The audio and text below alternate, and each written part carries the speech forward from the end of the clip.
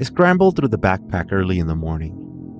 4 was too early to be awake, although I remembered what it was like getting to the factories in my early years. 6 days a week, coming in at 4:45 in the morning. Those $4.25 per hour seemed like nothing now, and still, every once in a while, I think of everything it took to get me here. Those $4.25 were part of that too. It was a strange silence that morning. Normally, there would be the sound of plastic and people clearing their throats, teeth being brushed, and the occasional alarm clock that had not yet been silenced. We had all registered for the trail along the northeast mountain range. This would be one of those rare flat areas of it. Miles and miles of flat terrain, a river that would come along about halfway through. And yet, most of the hikers had decided to wait for one of the buses that would take them over the next hill instead. I found it silly. I really did. It was such a widely accepted story that businesses had sprouted for those who decided to skip that area of the trail. Most would be getting around the corner of a rock in the shape of a tower just before sunrise. But by that time, it would be too late to get past the rest of the area with no shade and in the scorching sun. Everyone, like me, had to be up and ready to leave by 4:15 and maintain the pace given on the guidebooks in order to get to the next stop, just before noon, and avoid the heat. And yet no one wanted to pass by the ruins of Gertha in the dark. There was a section through the trees and stones, some called them the Witch's Pass, just before leaving the forest. But like with all trails, we had some options. We could cross it just before sunset and do the rest of the distance in the dark. Or we could get one of those buses I just told you about. You could even hire an ATV to take you in a caravan through the pass just after sunrise.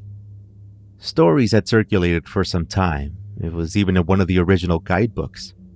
The tale of a man who had written his name down, Nicholas Bauman, in a notebook at the start of that day's section. But he never made it out. When he was found weeks later, his fist was crawling with ants, and upon being opened, they found loosely wrapped hard candy, melted. No brand, no color.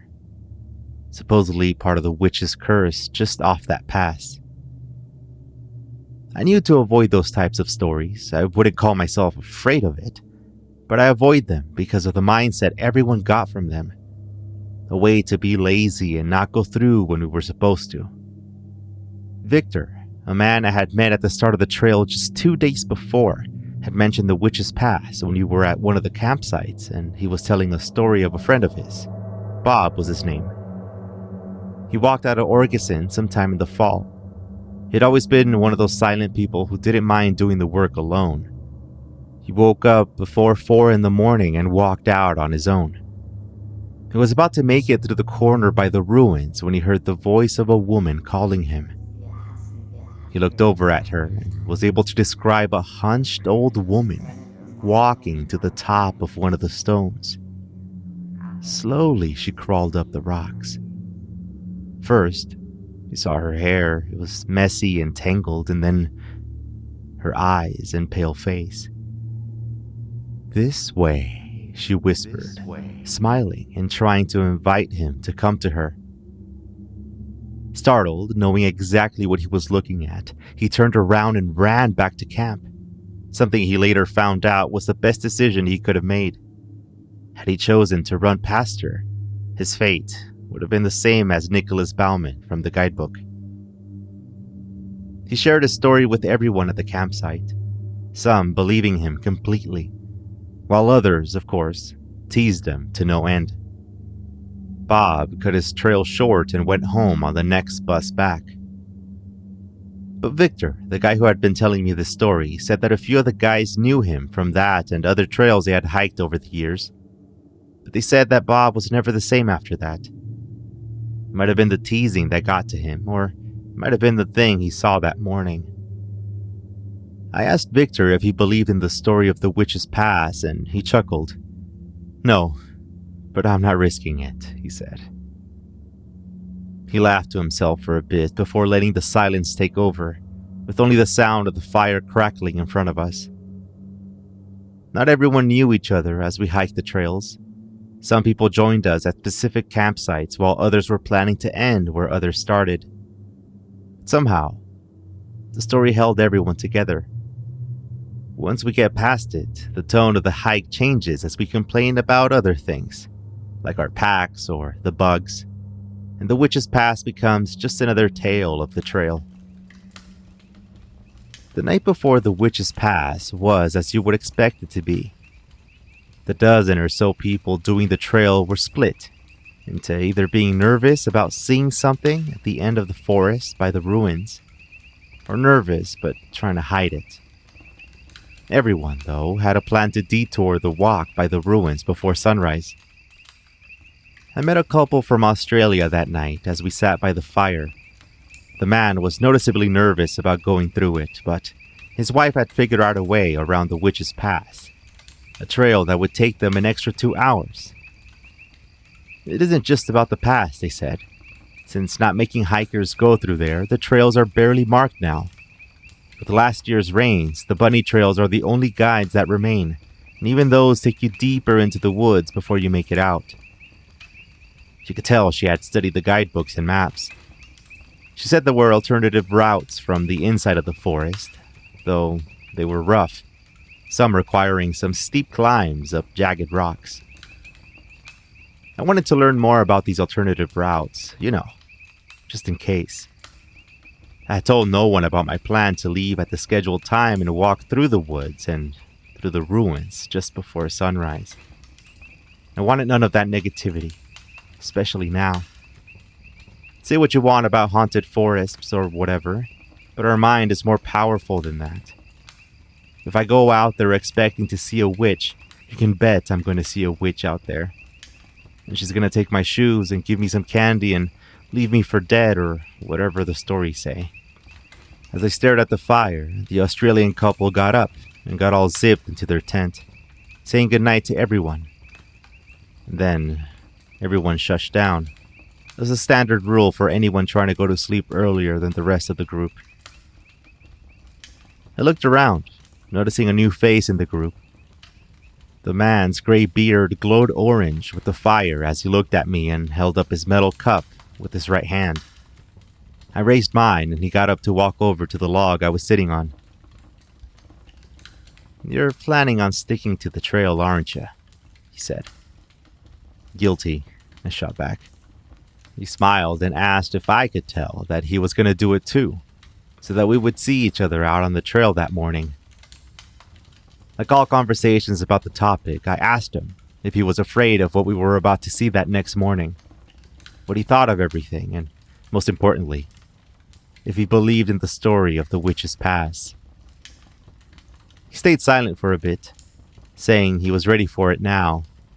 He had tried it many years ago and let everyone's talk get to him, but now, this time, he was ready. I looked at his necklace with the crucifix and asked if he knew the stories behind that. "That it pisses her off. Yeah, I've heard of that," he said, chuckling. He believed the stories, and he knew of many more encounters with the witch. For decades, she had lived in there, and if there were any logical explanations about it, researchers had failed to find one. Several privately founded investigations, mainly from television shows and radio stations, had tried to make stories about it, some even coming up with the movie. They never made anything happen. "Intentions," he said. "How are you going to find a story when you're looking to take advantage of it like that? Come on." He looked at me right in the eye. There was a strange calmness in his voice that made me question all of these other stories I had heard about the Witch's Pass. The debate had largely become a thing of, do we believe in it? Do we not believe in it? And if you do, why? And if you don't, why not? This was different. You can accept a story as it is and then decide if you want to go through it or not. My decision, for example, had been made. I wanted to go through the hike as if it was intended to happen, and it did not matter to me if the witch existed or not. It was okay to be nervous about it. I would be alone. Well, maybe not anymore. During the walk that next morning, I turned my head toward the man as I stood up to go to my tent to say goodnight. But I'd called it a night while I was lost in my introspection, and he was no longer there. And with that, I got to my tent. I zipped everything up, listened to the sound of the dying fire against the soft wind coming from the dark woods behind us. The alarm clock vibrated under my sleeping bag. I had not slept much anyway, so I was waiting for the darn thing to go off at any moment for the past couple of hours. Almost everything was ready. I rolled everything up and collapsed the tent with the light of my headlamp and walked out of the group of blue and yellow tarps, my boots crunching against the dried-up dirt as I left the campsite and entered the dark valley just before the forest, when I heard someone walking up behind me. Quickly, I turned around, following the beam of my headlamp as it moved across the open field and the campsite off in the distance. The stories, even though I didn't want to admit it then, had gotten to me. I was about to walk into a site known for its ghost or witch, whatever you want to call it. It was part of history for that trail. Locals had talked about it for decades, and it was part of the reason why so many people chose to walk the trail in the fall every year.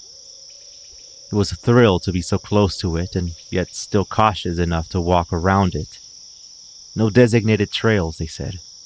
Too dangerous or too dark, and sometimes the stories would play with your mind and disorient you enough to see things in the dark. Maybe go into a panic, and even cause an accident. And so I looked forward and continued. About half an hour later, I was at the tree line. A lone wooden sign with the carved letters, Ruins of Gertha, and an arrow pointing into the woods. That's what everyone knew as the witch's pass. I looked around for any hikers, but couldn't see any lights in there. And with one big breath, I took a step forward. But I was interrupted by the sounds of someone behind me again. I turned around and nearly screamed when I saw the same man I had been talking to the night before. He had said he was ready for the trail this time. His brown jacket was barely visible from the light of my headlamp. "Howdy," he said, as he walked up the dirt trail and toward the sign. "Are you ready?" The small nod I wanted to give was enlarged by the beam of light against the edge of the trees, and with a silent agreement, we continued into the dark woods. We didn't say much this time. We were walking in unison through the trail between the trees, and you could tell that not many hikers had gone through the woods past a certain point. The path had become thin and overgrown with plants that grew by the roots of the trees. There were no silhouettes, just darkness all around us. The sky was barely visible through the caps and branches, the crooked trunks that seemed to swirl around us with every step. The man started humming to himself about 20 minutes in, a familiar song with no lyrics that matched the rhythm of our steps as we moved around the woods. But suddenly, the humming stopped. I turned back to look at him, the light reflecting off the cross of his gold necklace. "Are you scared?" he asked me, with a serious tone in his voice. "I don't know what I'm doing," I confessed, trying to hide the fact that I had felt that way longer than I wanted to admit. Always trying to do things as they were supposed to get done, even if there wasn't a reason to, other than to do them right. I thought of the sacrifices I had made to keep my house and the wife happy, giving away my days at the factory. I could not care any less for me. This was the only time I had to get away from everything. After a short silence in the darkness, I asked him if he wasn't scared. Most stories said that a crucifix would piss off the witch even more, and yet, there he was, wearing a bright one outside of his shirt. He chuckled and said, "This is the only thing that will be protecting us. You'll thank me later." I asked him again why he thought this thing was real, and he said that he did not question reality anymore. Just how he didn't question light or darkness, earth or water. They were just there and not a matter of belief. So you're saying that we're going to get to the Witch's Pass, the ruins of Gertha, and we're going to see a witch, and she's going to give us candy, and we're going to be found dead a week later? I asked in a slightly angrier tone that I had imagined would come out. Something's there, he replied, quietly. You started walking again. You meet all sorts of people out in the woods. I knew of that. Some claiming to see things out there. The funny story of a guy who was out in search of a place where elementals lived. Tiny mythical creatures from the woods. He had them drawn out and everything. The rest of us had a laugh at his story, but he went out with the most confidence I had ever seen from a man early one morning, and then later came out drawing everything he had witnessed with an enormous smile on his face. But this guy was different. He had no flashlight on him. I don't know how he was expecting to do the trail that morning. He believed in the thing from the ruins of Gertha. He walked with a confident limp.